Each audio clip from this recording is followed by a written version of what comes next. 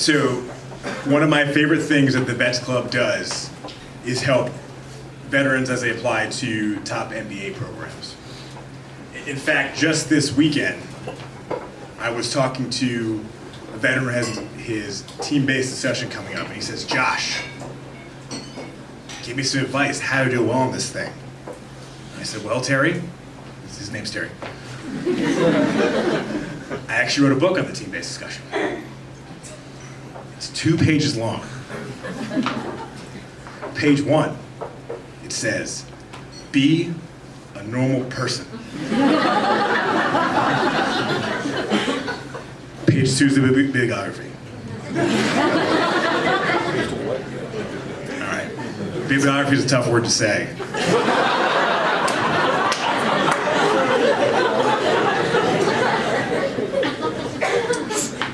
Our next guest actually defused bombs in the Navy. So I might need him to get on stage here in a minute and defuse this bomb.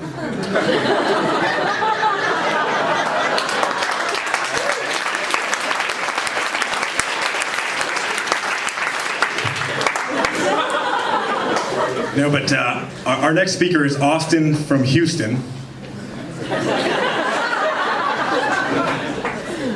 And like I mentioned, you know, helping veterans get to top MBA programs. Austin is committed to assisting those who are transitioning from the service, achieving equitable outcomes. So Austin, without further ado, please come to the stage and tell your story.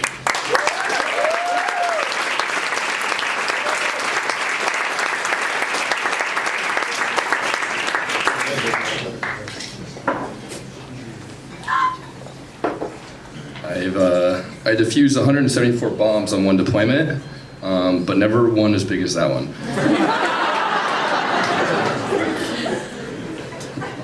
We'll talk about it at Bonners later, I guess. Hi, how are you all tonight? Can we get a round for Storytellers and for Helium for having us?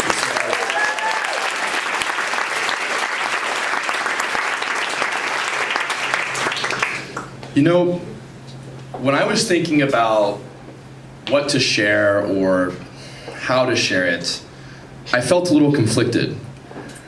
On one hand, I enjoy being open and transparent about my experiences before business school.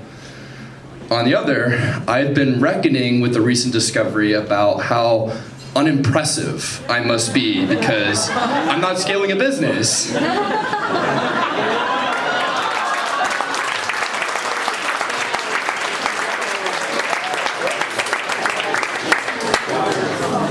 Jokes aside, kind of, I feel honored to have the privilege, the true privilege, to speak with you about some of my experiences amongst truly impressive peers, and alongside some of the world's top performing prior and still honestly current military service members. And you can clap for that.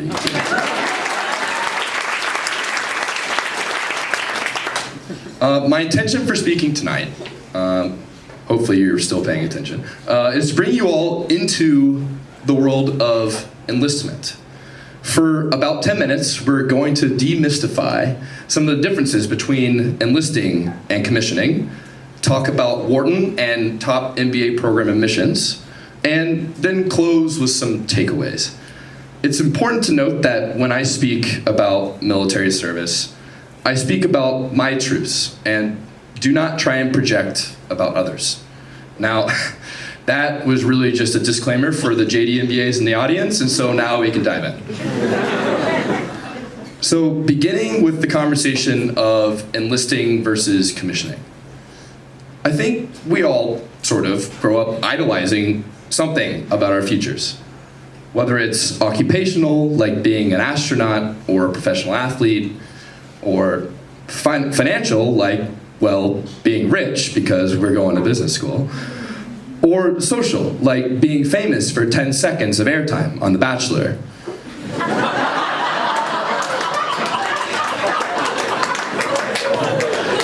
Oh wait, I guess that would mean we all grew up idolizing being Wharton students in our future.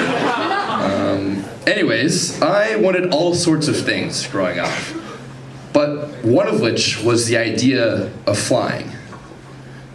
I grew up thinking the perspective of seeing the world that we live on from above was really cool. I mean, I was 10, right? Then in high school, I talked to the Air Force Academy and their recruiters about swimming on their team, and also, I guess, my flying interests. They liked me for my sprinting speed, but said I was too tall to fly jets, which was just plainly untrue.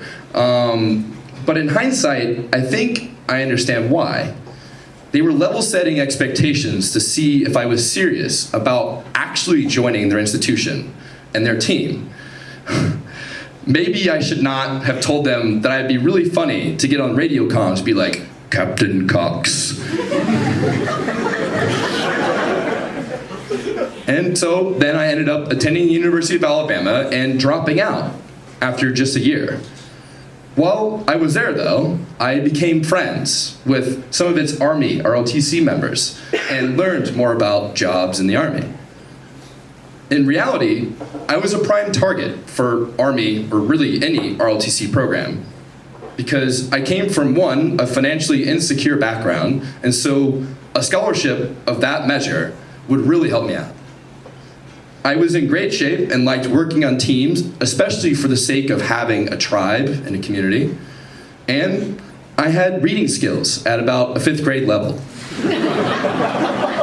Yes, that was an Army reading level joke, but the final joke was really on me, right? Because I dropped out. Let's deconstruct that for a moment. To set a baseline, I'm going to describe the main characteristics of enlisting and commissioning. Because many people, including my own family and closest friends, don't actually, to this day, know the difference.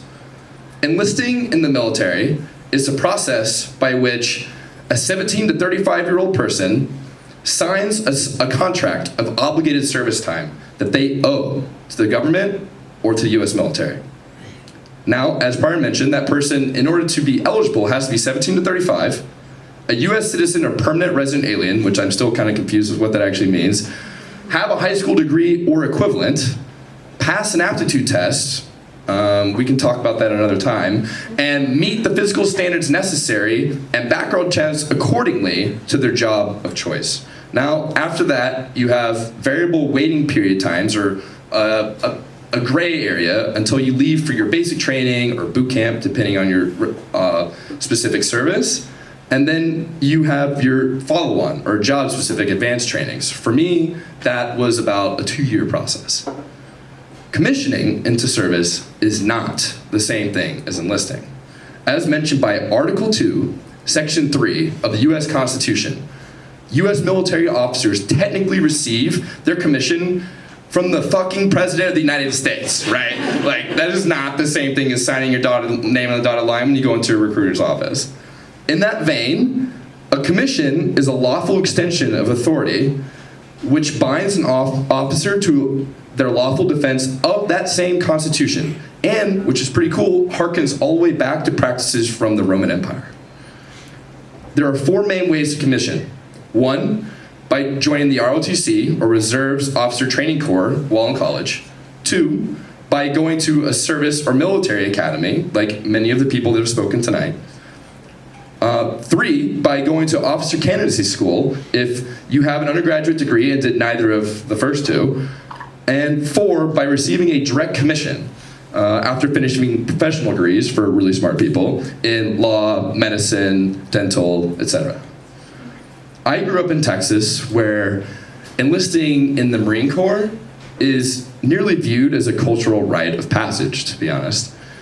I've never actually read the Marine Corps handbook, but I assume it could use some revision to take into account the critical mass that it intakes from the Texas public high school system. Therefore, whenever I signed up for the Navy Special Operations pipelines, I wasn't actually perceived as too far off from the normal, or maybe even it was probably seen as expected in my trajectory towards whatever my plans were. However, enlistment, on a broader scale, commonly bears a heavy charge, or brings forth a certain stigma. People often perceive you as unintelligent, problematic, unstable, or even delinquent. These judgments exist, regardless of any true basis for them, and continue to contribute to the problematically low numbers of enlisted vets in top MBA programs.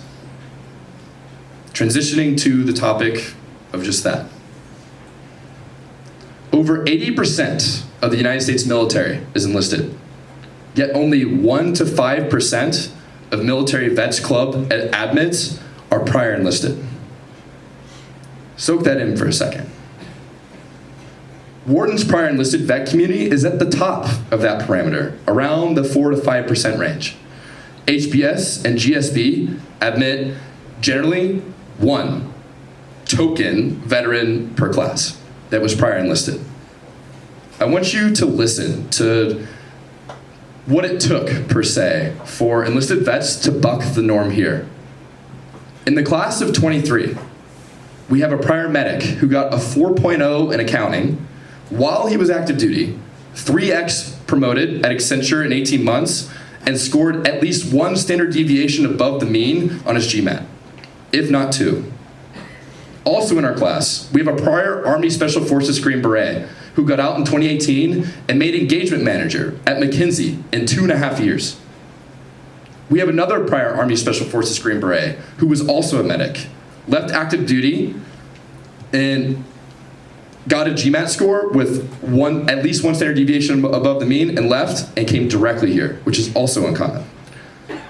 I left active duty in 2019, finished my degree at Columbia in under 2 years, and turned down consulting, finance, and startup offers in New York, I guess, to be on this stage and speak to you all right now.